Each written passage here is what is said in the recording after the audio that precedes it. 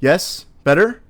Okay, I switched it from stereo to mono because I just so happened to look in audio and it was trying to output, or it was trying to take input of stereo. This bad boy is mono. So, yes, sweet. Alright, I'm getting the all good, that was scary. So, awesome. Nope, it didn't do it, Steven. Okay, and it's 7:30 in the US, everyone. Let me check. I'll probably just kind of give some people a few minutes to get on. Let's see.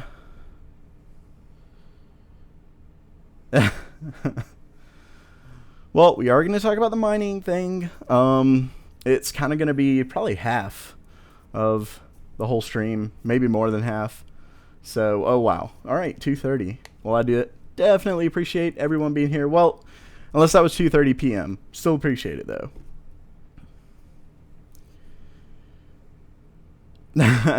I've shown my face on a few videos, kind of scattered throughout. You can actually go back to my really old stuff. They're horrible videos, so please don't. But if you do go back, you'll see my face.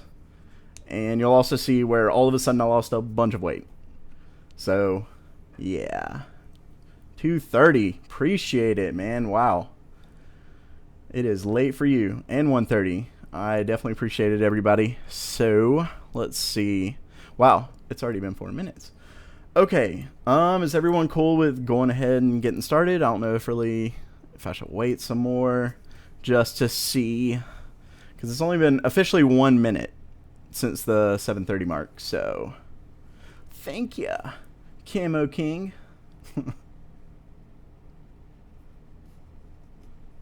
Appreciate it. So, okay.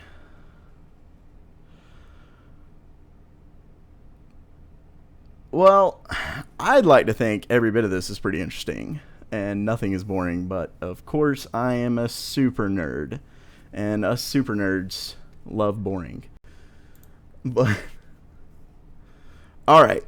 Okay. Might as well go ahead and get started. Been a couple minutes. Welcome everyone to the Gamer Meld live stream. I'm probably going to be doing a lot of this. I'll try to keep it to a minimum, but I'm super animated when I talk. So that's just kind of my thing. But yeah. So for those who don't know, a few days ago I asked everyone to give me some hardware related questions, and wow, did not disappoint. Some really good questions asked, definitely. But yeah, before we get started, let's start with the intro, so stay tuned.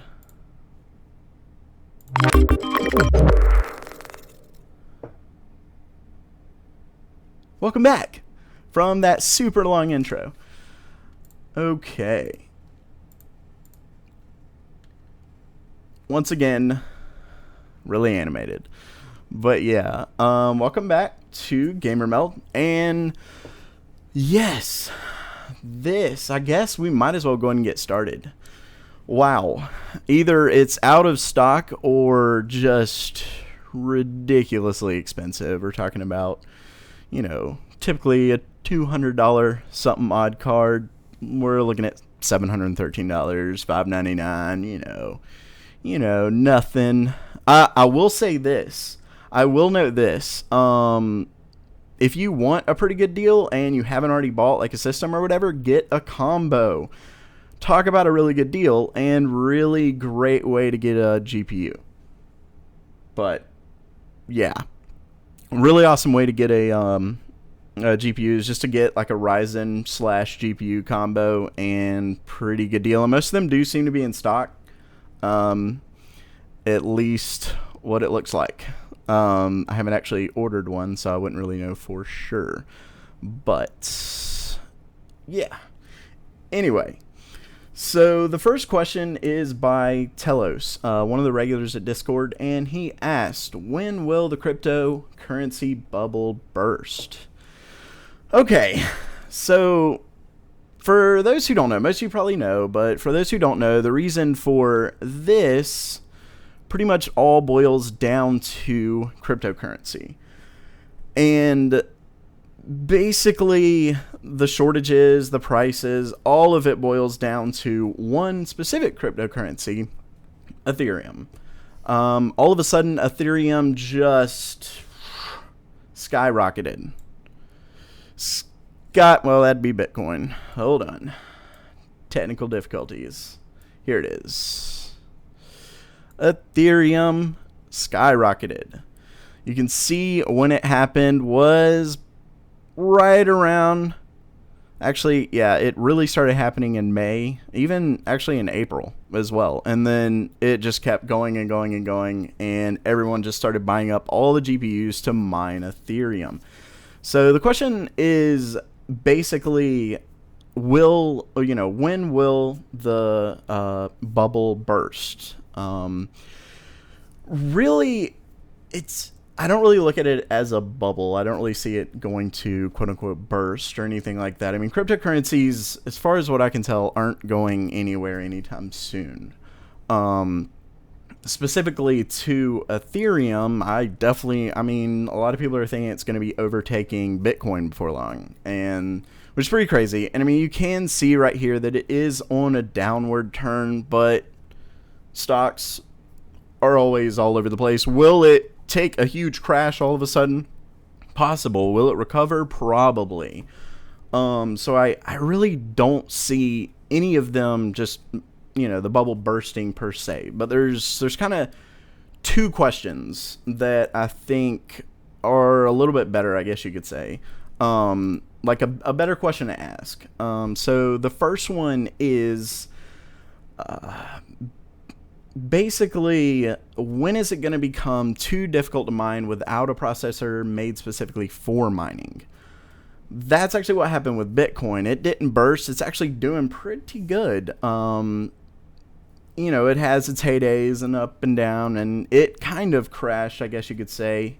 Not really. Anyway, so what did happen though, when you have tons and tons and tons of people mining the cryptocurrency, whatever that cryptocurrency may be, the more people that mine it, kind of the less you're going to get out of it, essentially. So the more competition, things like that. And that's going to be one way in which people kind of get away, at least from AMD and NVIDIA. Basically what happened with Bitcoin, they went into an ASIC, which an ASIC is application specific integrated circuit. And it's pretty kind of self-explanatory. It's specifically made for a certain task, and one task only, and it's really, really, really good at that task. AMD, the reason why their cards are doing so well is actually because they're kind of good at a lot of tasks, and they're really good price at being good at a lot of tasks.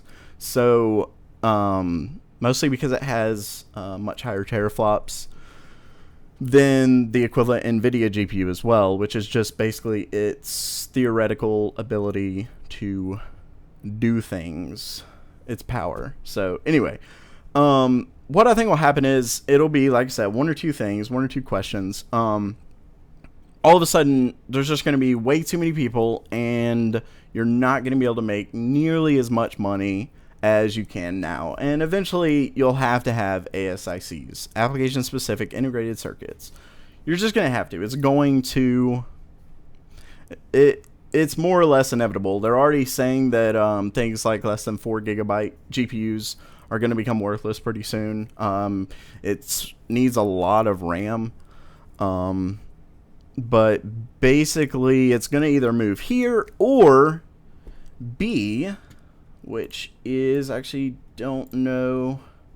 Oh, and I have kind of an example of an AIC. You can see, this is literally made for or ASIC, sorry. You can see it's literally made for nothing but Bitcoin mining. That's it. Nothing else. It just does that and that one thing, and it's really, really good at it. And it's also pretty expensive, but not for what you get. And Panther just brought up resale value, and I think that's one thing a lot of people are kind of discussing with AMD's GPUs. and especially with the mining specific GPU, is going to be released by AMD and NVIDIA, which I kind of jumped the gun. I guess I'll actually come back to this. So yeah, give me 1 second. But anyway, the second one, let's see. The second question that I think would, the kind of the second thing that could happen that will basically make people not really care about gaming GPUs for Ethereum is if Ethereum moves to a full POS system, which it is supposed to, looks like it's going to, which is basically proof of stake. For those who don't know, instead of proving, basically how mining works right now is you kind of prove your worth in a way by solving problems that the CPU or GPU, and in this case the GPU, solving problems kind of to prove your worth, and you end up holding the Ethereum blockchain. You keep all the transactions, essentially. You keep all the transactions, so you have, it's a way of decentralizing currency, in essence. Because with currency, a bank has to keep up with all transactions, so you can keep a blockchain of every single transaction. Anyway, so yeah, pretty basic, but what a proof of stake does, it just kind of switches that over. Instead of solving these complex problems mining, instead you're actually just holding Ethereum kind of in like a stockpile, and the more you hold, the more you can get, and that's kind of your proof of value, I guess you could say, and it's called proof of stake. And with that, it's kind of dependent on whether they're going to go all the way, and I'm not really sure, but whether they're going to go all the way or kind of a 50-50 kind of thing. There's a couple cryptocurrencies that do like half mining, half proof of stake, and it kind of depends, I guess. Really, even if they do go 50-50, the demand for GPUs will plummet a good bit. Anyway, so basically you have one of those two things. The POS system will hopefully be out later this year, possibly maybe 2018, but either way, they do plan on having it come out. Now, could there be another cryptocurrency that just skyrockets just like it? Yep. It's really possible, but improbable, I'd say, at least so quickly after the Ethereum exploded kind of thing. So yeah, either way, it should be happening before too long, and I'll kind of get to that in a minute as well. So the second question, also from the Discord server, is Angel Noir 0324, and he asked, what I want to know is if, because of this mining chaos, should a normal consumer switch their system to a mining rig when they aren't playing? Maybe. See, you're essentially using your GPU to do this test and keep the records of transactions made on the system. The issue is that it uses a good bit of electricity. I mean, just running your GPU 24/7, it's a lot. And it's based on a few factors. First, the value of Ethereum, how much you're going to get for the hashes. Second, and this is the big one, and this is kind of what's going to answer your question for you, is how much your electricity costs. One GPU, it's not going to bring in hundreds and hundreds of dollars, a day or anything like that. I mean, it can give you a little bit of side money.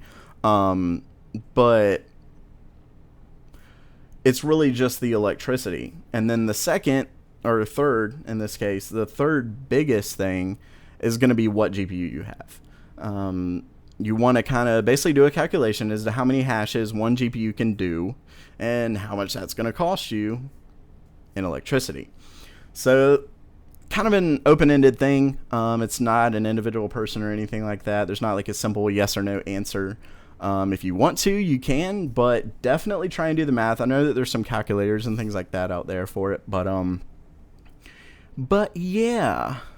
Oh, and I do want to mention, if you do kind of hear some weird noise, not earlier, like whenever I had stereo set instead of mono for the mic, but if you hear some weird noise, that would be my air conditioner. It's loud, so yeah, I have it on low, but if I turn it up, I'm gonna sweat. So yeah. Okay. Next question, still keeping on the cryptocurrency, is by Crazy by Default. And they asked, what is your opinion on the GPU price hike right now? I recently upgraded to a R7 1700X, but I'm still stuck with my old HD 7850 because GPUs are overpriced as crap right now. Do you think they'll ever drop in price if Ethereum switches to a different algorithm? Well, honestly, let's just say I feel your pain, everyone. I really do. I'm stuck with a GTX 660, so 5 years old, I think still 4. Anyway, pretty old.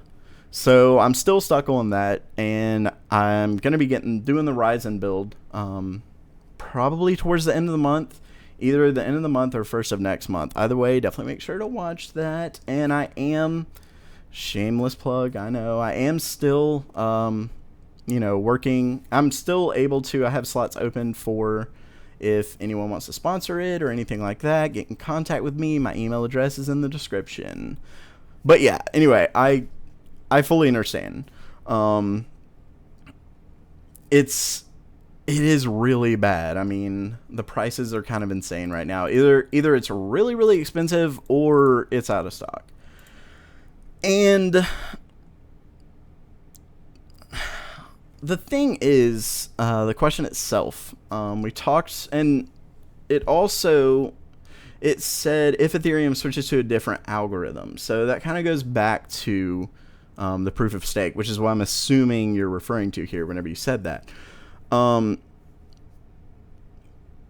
If it does happen, with the different algorithm, I mean, absolutely, the prices will go down. Mostly because the reason for the price hikes is purely supply and demand. That's it. Demand drastically went up immediately when Ethereum skyrocketed.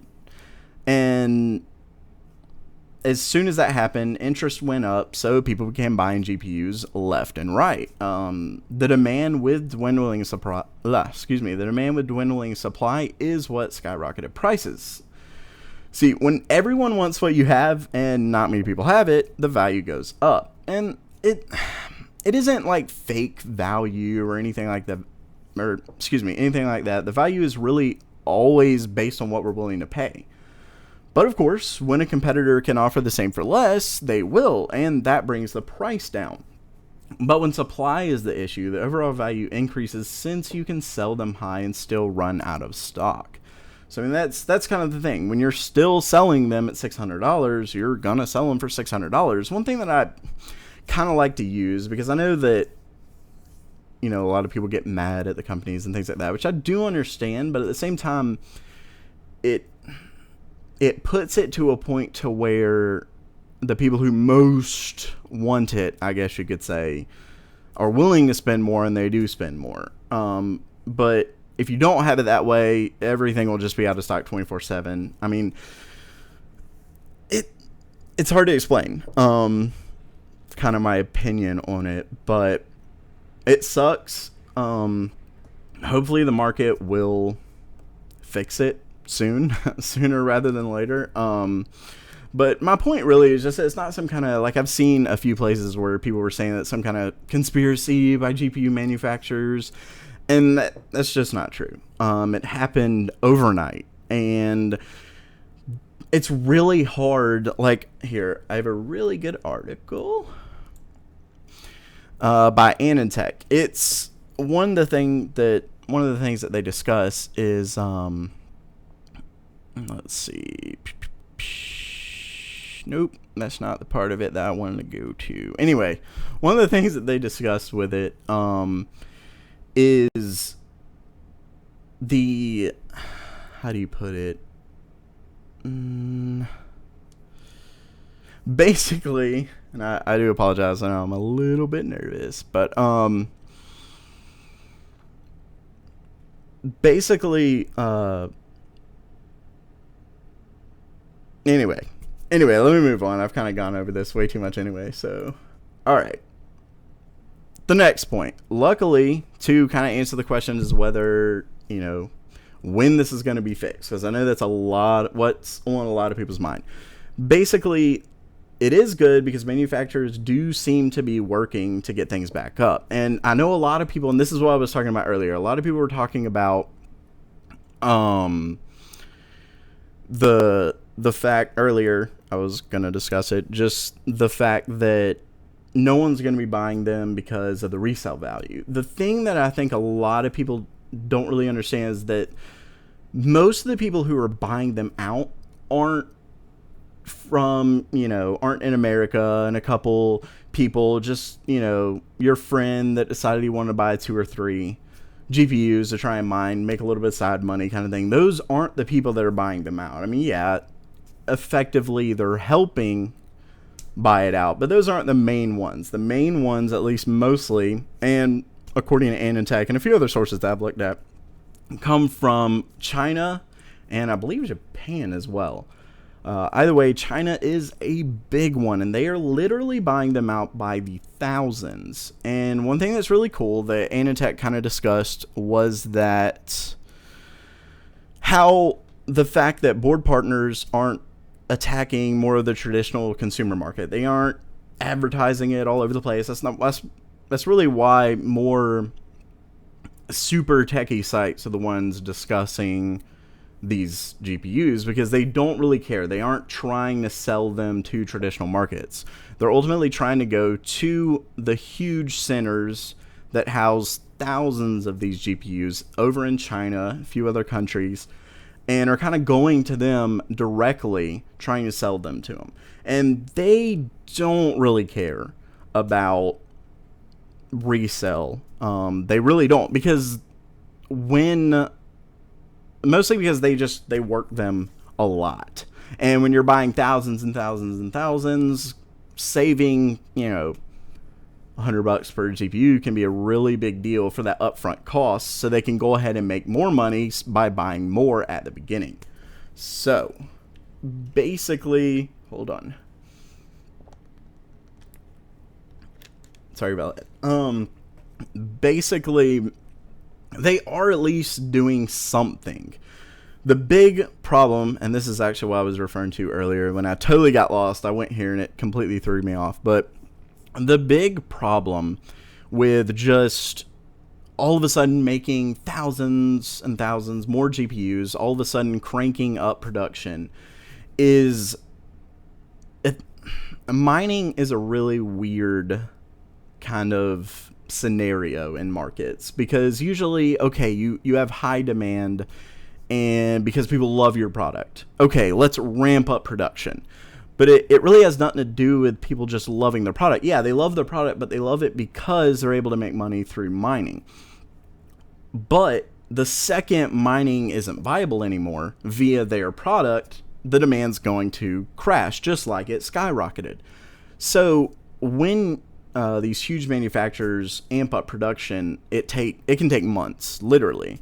And even worse yet, it can take months to lower production, and it costs a lot of money. So if, let's say that they amp it up and 2 months they're able to get it back, all of a sudden Ethereum, something happens, or they do this proof of the POF, they do that, there you go. It's all of a sudden they've amped up production, and now nobody's buying. So now everybody's, retailers have tons of stock that they bought that they can't sell, and now they have no money to buy other stock, So there's lots of reasons why amping up production like that isn't really the answer, because it would really just ultimately hurt things in the end. And then you've also got the fact that the used market would be really, really affected, because now you've got thousands and thousands of GPUs that, once it goes down, that now they're all trying to sell it. So that'll drop prices down with oversaturation in the market. And whenever that happens, then they can't sell like their newer GPUs or their current GPUs. So then they're screwed, and then they're out a lot. So it's complicated. Let's just put it that way. So doing what they're doing does seem, at least from what I've looked into, does seem to be the best approach. So the hope is that it'll be fixed within a month or two, and probably not a month, probably about maybe 2 or 3 months. That's the hope. I mean, I'm totally throwing a number out there, but it won't be forever at all. I mean, this isn't like the new prices of GPUs. I have a feeling some people are really thinking that, and it's not true. So, anyway, expect normal stock in about 2 or 3 months. And trust me, I do understand for the people who are stuck with it. That's kind of my point. I definitely do understand. Let's see.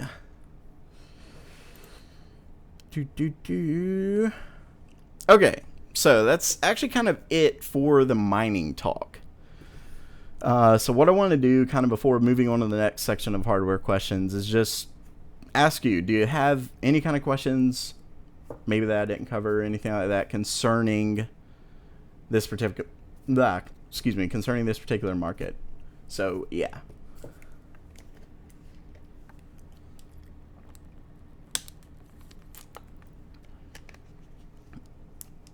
I can answer that, Eric, but it's not on topic. But not really. I've talked to a couple of them, and well, one I got in touch with, but it was really hard. I was trying to get a CPU, but I mean, not really. No. Like I said, I'm running a GTX 660. No one sent me Vega. Anyway, but I mean, I'm a pretty small channel, so I fully understand. I do get quite a bit of views, but I think a lot of them look at subscribers, which please subscribe, definitely, if you really like the content and everything. And let me see. Okay, good question by AKY04. It says, at what price would Ethereum be not cost effective? That's hard because cost effectiveness is really different across the board. You know, like I said earlier, it depends on what you have. You know, and let's say someone who has one card, let's say, okay, they make $1 a day, 50 cents a day, you know, or we could say something crazy, $2 a month. You know, that even after they resell the card, even after they pay off all the prices, or not resell the card, once they use the card to the point to where it dies, basically. But they were able to pay it off. So once they pay it off after like 6 months or so, whatever, and they're able to pay electricity, and then there's $2 left over after that, it's not really worth it. It's ultimately cost effective, but then you have the huge, you know, ones that have thousands and thousands and thousands going on with really cheap electricity. It is cost effective for them still. It's still at least somewhat worth it. So it's kind of hard to say. But ultimately, just when electricity costs more than you're able to get. But that's why the specific, not GPUs, but integrated circuits are made for it. So yeah, kind of a long answer for that one. Let's see. Okay, another awesome question. You guys are great. Will Vega be out of stock as well? Probably not. The reason why is because HBM has really high bandwidth, but seems to not have the best speed, or at least not speed, what's the word? Basically, ultimately, it's not that great for Ethereum from what I've read. So I don't believe so. But at the same time, 1080 Ti wasn't that great because of the GDDR5X. But yet it looks like some people have been able to kind of maneuver that around, change some things, change the timings and things like that of it. And it seems to help a lot. So maybe. It really just depends on how well it performs. Let's see.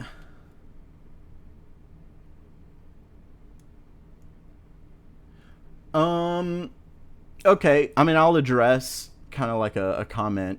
Big Mista said, cost cost effectiveness is per card. Doesn't matter how big the rig is. It depends on the cards and their output. I agree.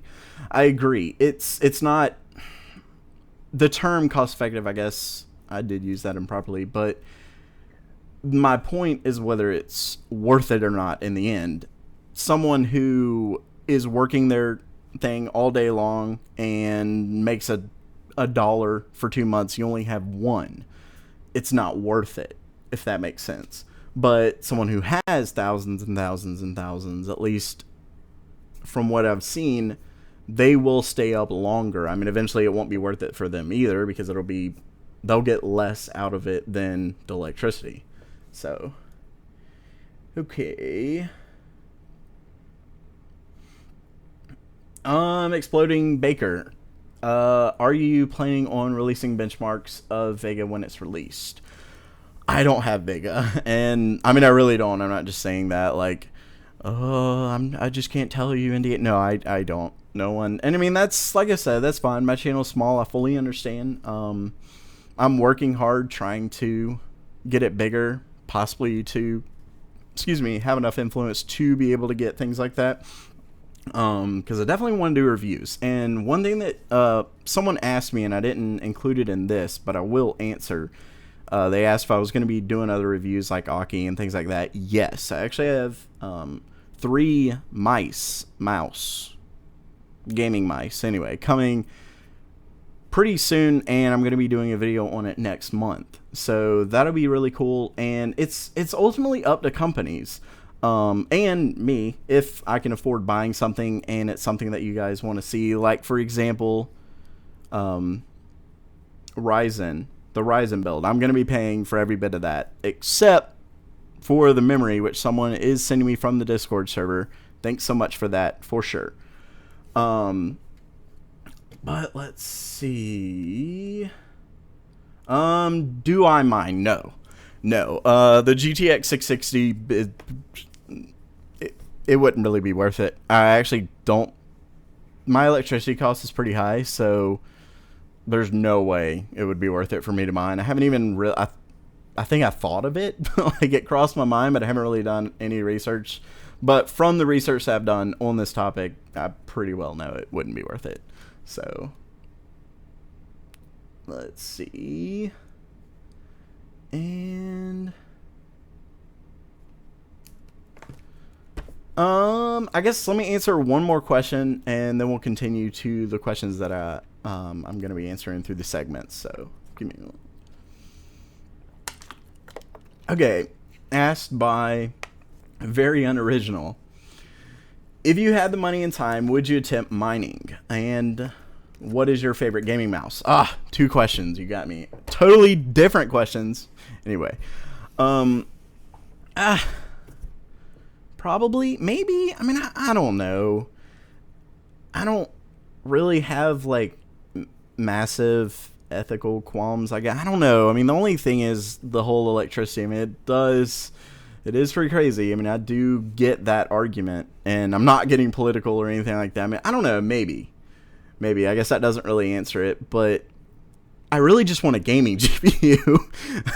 I mean, if I had the money to buy multiple, maybe, but if I had the money, I'd be buying it for gaming. So, because I'm having to buy a bunch of games on Xbox just because I'm afraid it's not going to run well on PC. And it stinks because there's certain games I really, really, really want to get on PC, but just can't. So, not really, basically. And then, what's your favorite gaming mouse? The G602, I believe is what it is. At least for now. I mean, this is just the mouse that I bought at the time. I mean, it's quite a few years old. I believe it's the G602. Let me say that. Let me check before. Yes. It's awesome. It's really fast, but yet the battery, which is one thing that gaming mice just never talk about because it's normally really, really bad. And yes, it's wireless. I play a lot on the couch, so I really like a good wireless mouse. But the battery lasts 100 hours, 200. I mean, just insane number for a gaming mouse. And so I definitely love that. It stays connected all the time. I bought a little while back a Razer, the Mamba. Oh, and I'm not, crud. I don't want to like crap on a company or anything like that. And I actually love some of Razer's products. And it could have easily been a defective unit, and Amazon let me send it back. So it was fine. But at least from the couch, I was having major issues of it just losing connection completely. Really bad. So major issues with that. And so yeah, that I ended up sending that back, and I got the G602, and it's been amazing. No connection issues whatsoever. Really awesome mouse. So really love that. And like I said, it lasts forever. So, okay. All right, so let's move on. So we're getting a good bit away from the mining talk. And the next question, once again from Discord, was asked by Darkonius Athelwyn. And he asked, do you think we will see PCI Express 4 by the end of 2019 on consumer boards? Before the end of 2019, more than likely. Almost certainly. Consumer, that's the kind of takeaway there. Still, pretty much definitely, actually, because Intel is rumored to be releasing their boards on Cannon Lake with PCI Express 4. But, of course, that hasn't been confirmed or anything like that. And Cannon Lake is rumored to be coming in 2018. So, if that is true, then yes. But AMD, I don't see it happening on this version of the Zen architecture, which we know will be here for the next 4 years. So, and don't quote me on it. I'm not 100% sure. I don't think there's been any word from AMD on it. Actually, I know there's not been any word from AMD on it. Let's just say if they announce that it would work with it, I'd be really surprised. I don't see how they'd be able to do it without introducing a whole new architecture. So, I don't see it. And let's see. Okay. And about PCI Express 4, I kind of just jumped into that, and I feel like a lot of people may not even know. I mean, you probably know what PCI Express is, but for those who don't know, it was actually set to release in 2015. And then early this year, it was supposed to be released 2015, then this year, and then early this year, they're saying at the end of the year. So it's been really pushed back. And there's actually one pretty kind of sort of cool thing about that, depending on how you look at it. Let me actually, I have an article here, and I thought it was really interesting, is about this, the fact that they are so late.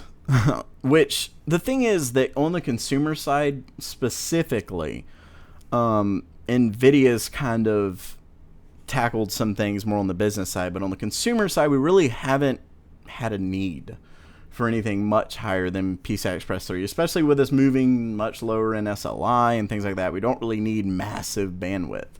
But I do definitely see a point where we'll need it later on down the road. So, one thing that's cool is that there are alternatives. And there's a couple, one actually in particular that I think is really neat, which is CCIX. And it's another interconnect, but it offers some really cool features that can actually use the same pins as PCI Express. So the delay may actually be interesting because it may see other competitors able to come in and kind of take over if they take too long.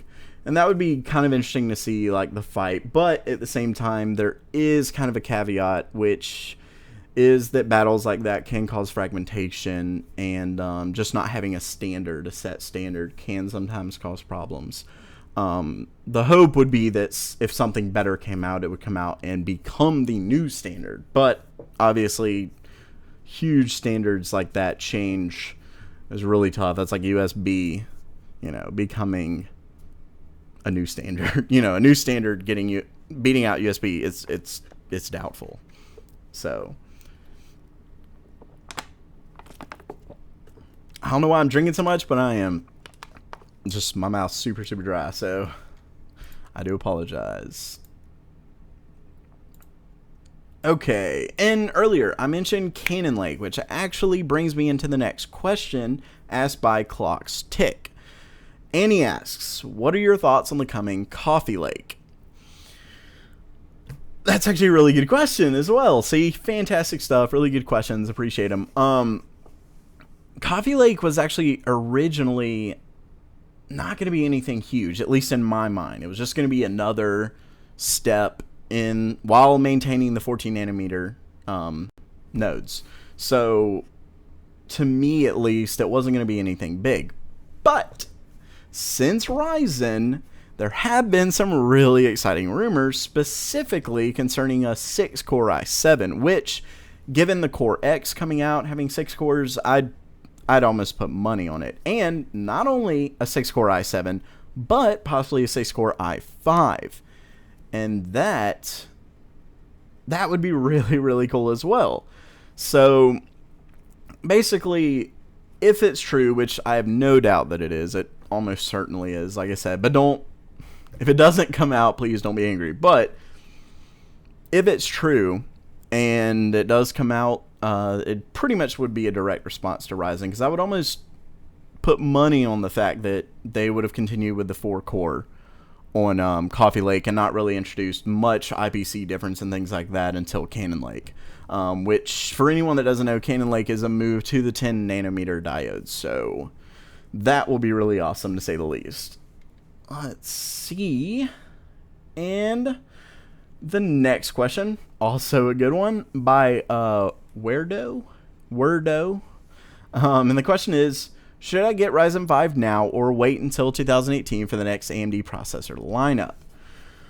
Okay, when it comes to the now or later thing, now or wait, 99 out of 100 times, 9 out of 10, okay, we won't go crazy with it, but 9 out of 10, I'd suggest not waiting, to be honest, because when you wait on hardware, technology in general, it advances so rapidly that you're literally always going to be waiting. I mean, I bought all of my entire system like 2 months before Intel released their newest one. So I mean, if it's right around the corner, I'd say yes, but it's not. I mean, it still only came out a few months ago. So I would definitely suggest just going with current Ryzen if that's the system that you're looking at. At least personally. And you'll always be waiting. Let's just put it that way. If you're waiting for the next best thing, you're always going to be waiting for the next best thing, because the next best thing is always around the corner. They're already talking about Ryzen 3 generations ahead. So, and they plan it, and that's why they're talking about it. And it's always interesting to talk about the future tech, but you don't want to wait forever, because then you'll never be gaming. You'll never have your system. But, let's see.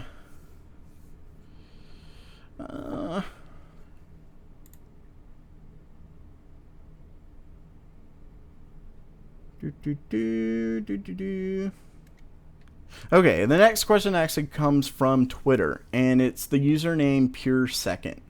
And the question is, SLI, is it worth it? That's a really good question. It depends.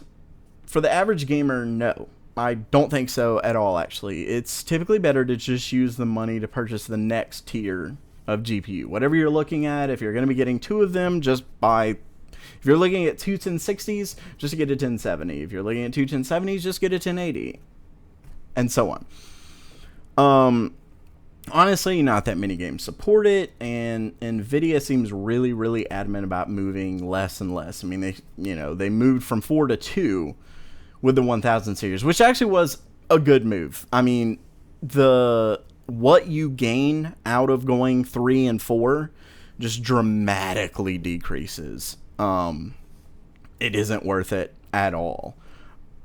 So let's see, but the one place where I say, okay, go for it, is if you already have the fastest GPU, if you've already got a 1080 or 1080 Ti mostly, if you have it and you really just want the fastest, if you've got two 4K monitors, if you've got, you know, something crazy, or you just want really, really, really, really high FPS in games, then go for it. Yeah, I mean, you've already got the best of the best, so all you can really do is get a second one.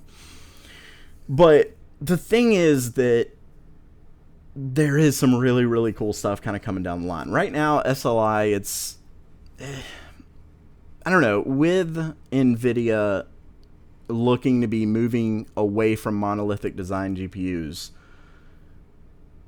and then also things like their NVLink, which is basically way, way, way, way faster than SLI.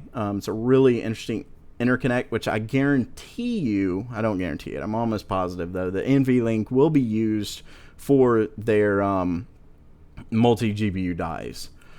Which actually brings me to a point kind of totally different, but I did want to touch on this. Some people were kind of commenting on the video where I discussed the future of GPUs, and were kind of saying like awesome, SLI is going to be, you know, more valuable now, you know, game developers going to have to code for it.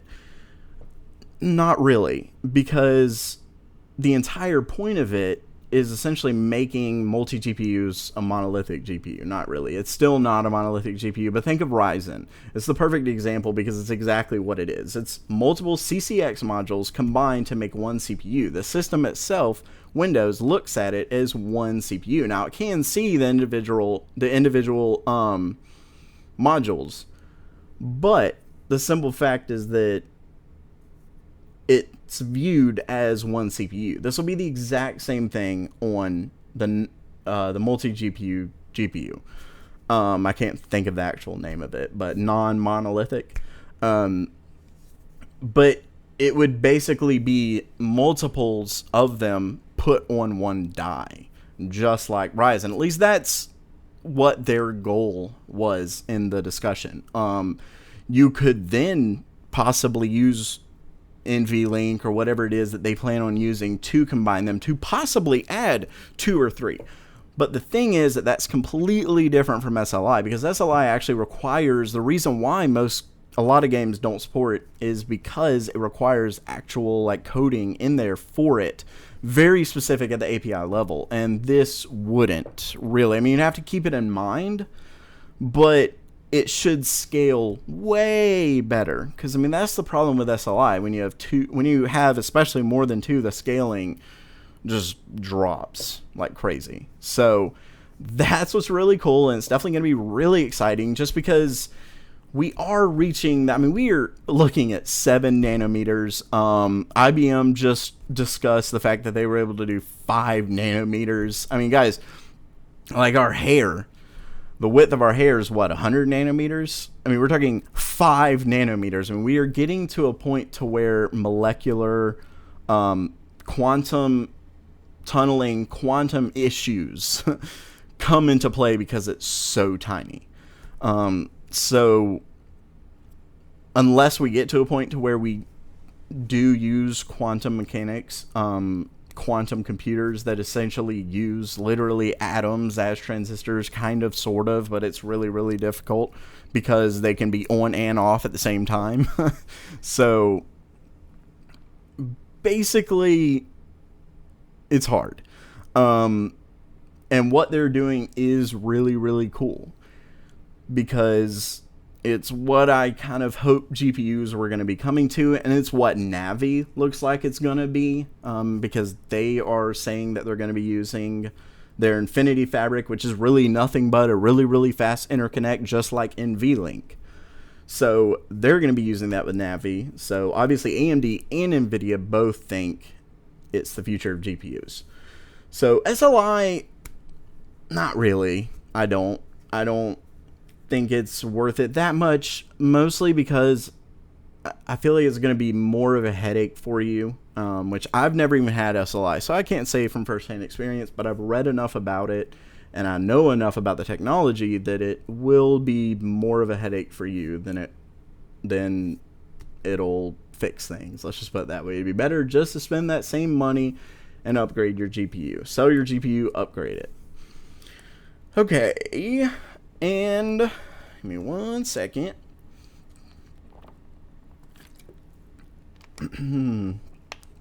Okay, the last question. I think this person already asked, but they asked another good question. So the last question is by Clocksticks, and the question is, what are you excited about being released in the near future or future? Okay, in the near future, I'll tell you exactly what I'm excited about. And no, they're not a sponsor. I'm going to go ahead and tell you. This right here, I have to admit, well, hold on, better picture. This. I have to admit that I am super excited. This is Cooler Master's new half case, HAF, high airflow, basically. It looks awesome, and it's the case that I really want to use on my Ryzen build, but unfortunately I'm not able to get it because it's not out until later. But I don't know, totally a personal thing. Once again, not at all sponsored in any way, and it just looks awesome. I like it. Another thing, Threadripper. Yes, I'm really excited to see what it's capable of, what it's going to be able to do. I'm not going to be able to afford it unless AMD sent it to me, but that is also something I'm really excited about.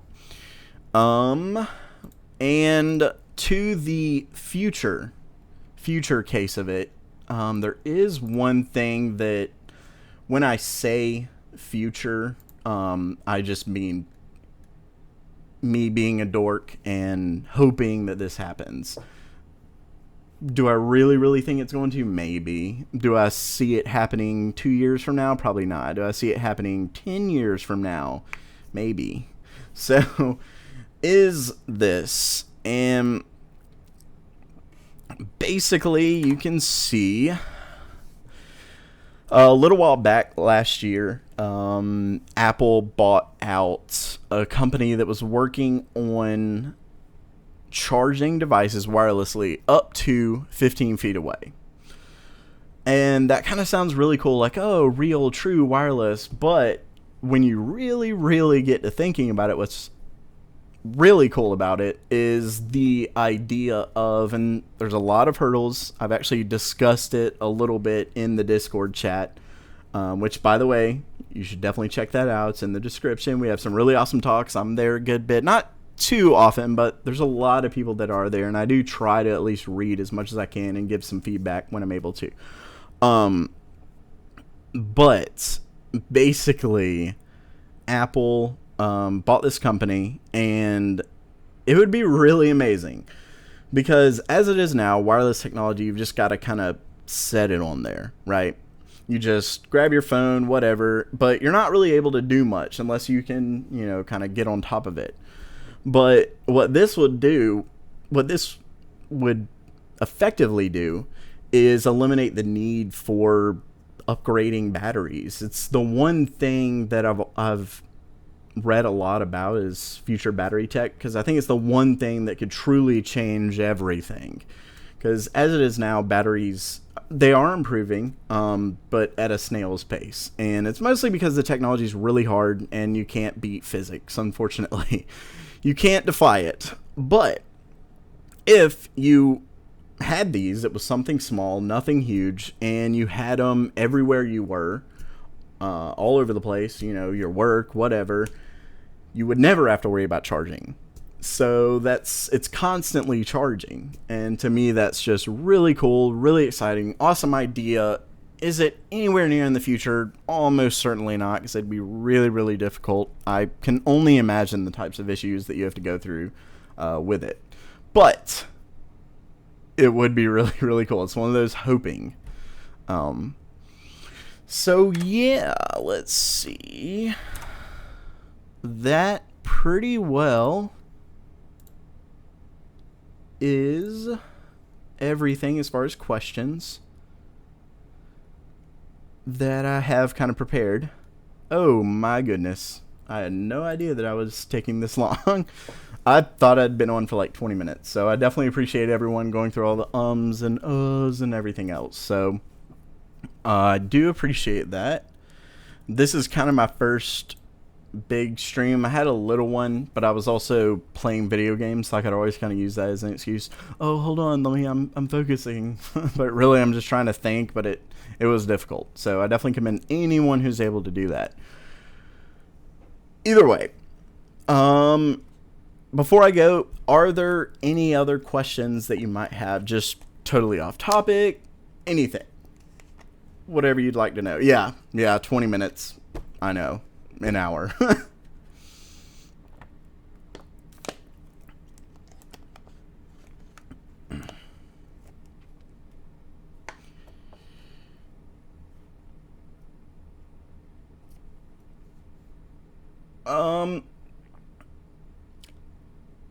I kind of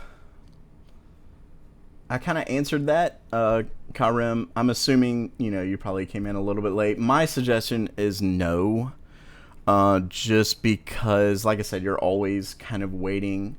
The argument, he asked for anyone, he said, would you recommend waiting for second generation Ryzen CPUs coming out next year? You did make a good point, having the drivers and software and everything updated properly. And while there are some issues with Ryzen still, most of them have been worked out, and it does look like they're working a good bit on their issues with memory and things like that. But to be honest, the main thing that seems to be causing the trouble with memory and a bunch of other things doesn't seem to be Ryzen. A lot of it seems to be motherboard related. A lot of it, at least from what I've seen, from what I've read, seems to be that way. And I could be totally off. I could actually be thinking of X299, because that is definitely a big issue going on right now. But either way, not really. Just because, like I said earlier, if you wait to get the best, you're always going to be waiting in technology. Very unoriginal. Asked if I'm going to stream again. Yes, definitely. I really enjoyed it. Hope all of you did as well. I don't know how often I'm going to be able to do it, because I did actually have to prepare a good bit for it, even though I had a ton of... There's a fly. Okay. I had a ton of links and stuff to show everyone, but I somehow breezed past it without... So anyway, I had way more prepared, but hopefully I'll be a little bit better with it next time.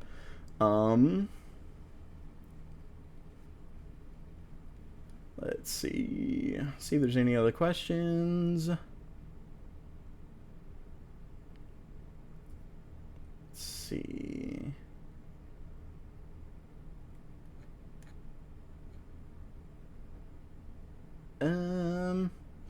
Doesn't seem like... Oh, hold on.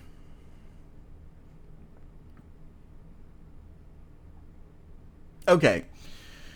Siachiro. I apologize. I know that may be someone's name, and if it is, I'm sorry. But anyway, they asked, does mining hurt the card at any point? I mean, is there a risk of getting the card originally used for mining? Not specifically because of mining, no. Just the act of mining doesn't damage the card. The problem is that you're running it 24 hours a day, 7 days a week. So let's say a gamer who may play 3-4 hours a day. They've had it for a year. That's a heck of a lot different from a miner who's had it running 24 hours a day, 7 days a week for a year. You see the difference? That's where the main difference arises when it comes to buying from miners, because they're using it at all times 24/7, and it's not going to be specifically damaged because of the mining, but it's going to be specifically have a shorter lifespan because it's been used so much nonstop. So yeah, good question.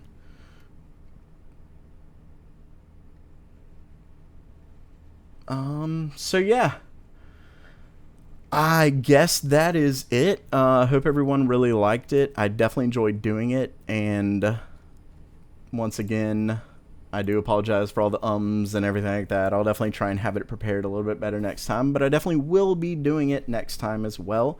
And don't forget, follow me on Twitter and all of that good stuff. Also, Patreon, it definitely really helps me out. It helps me.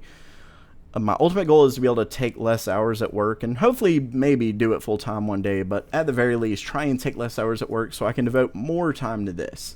Because I really, really want to. I really, really enjoy it. Enjoy talking to everyone. So, either way, once again, thanks again. Really enjoyed it and have a great day. That does it for now. If you That does it for now. If you liked the video, don't forget to subscribe by clicking on the round icon in the middle. You can check out the most recent video and suggested video to the left. Thanks so much for coming, and as always, you know what, I guess I couldn't really do that. Never mind, forget the outro because I don't have cards set up. Sorry about that. Anyway, have a great day.